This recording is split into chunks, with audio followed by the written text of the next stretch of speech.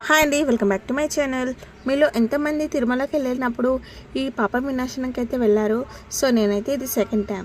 So తిరుమలలో ఈ పాప వినాశనానికి అయితే కంపల్సరీ వెళ్ళాలి. చాలా బాగుంటుంది ఇక్కడ వ్యూ అయితే. ఇంకా అక్కడ గంగాదేవి టెంపుల్ కూడా ఉంటుంది. ఇంకా కొద్ది దూరం వెళ్ళాక అయితే మనకు హనుమాన్ టెంపుల్ అయితే కనిపిస్తుంది. సో ఆ రోజు హనుమాన్ జయంతి సంథింగ్ ఏదో ఉండే. సో చాలా బాగా డెకరేషన్ అయితే చేశారు హనుమాన్ టెంపుల్ మొత్తం కూడాను.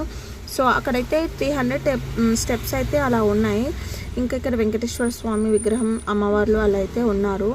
ఇవి ఎక్కడమైతే దిగడం అయితే ఈజీయే, కానీ ఎక్కడమైతే చాలా హార్డ్గా ఉండే.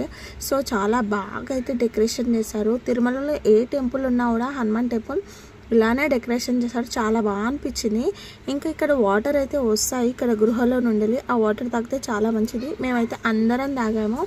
ఇంక ఇక్కడైతే చిన్న గృహ కూడా ఉంది, అంటే ఇలా లోయలాగా ఉంది. ఆ లోయలోకి వెళ్ళారు చాలామంది. మేమైతే వెళ్ళలేదు.